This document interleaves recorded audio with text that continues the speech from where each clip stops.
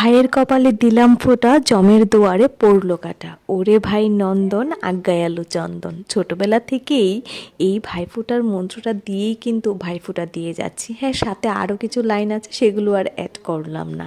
তোমরা কে কে এই সেম মন্ত্র দিয়ে ভাইফোঁটা দাও আমাকে একটু নিচে জানিয়ে তো। আর এইখানে দেখো ভাই, দাদা, বৌদি, সন্টাই সবাই চলে এসেছে।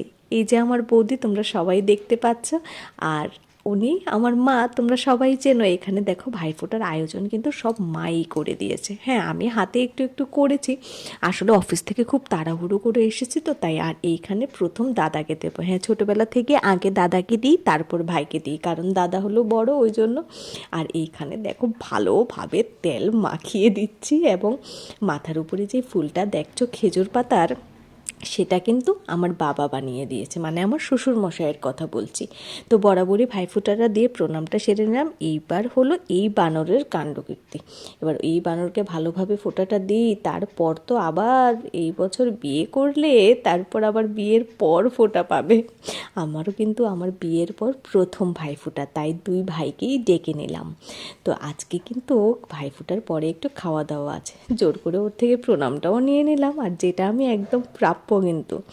এইখানে দেখো সবাই একসাথে বসে আছে, আমি একদম আশীর্বাদ করে দিলাম ওকে। আর এইখানে মিষ্টি তো আমি খাই না, ওকে খাইয়ে দিলাম।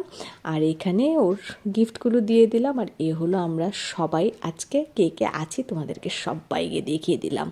তোমরা কে কে আমার মতো ভাইফোঁটা এত ভালোভাবে উদযাপন করো একটু নিচে জানিও তো। আসলে ভাইফোঁটার দিনই একটাই দিন, ভাইদের জন্য স্পেশাল কিছু করলে নিজেরও ভালো লাগে। তো চলো, কালকে ফিরে আসবো বিয়েতে নতুন ব্লগ। টাটা।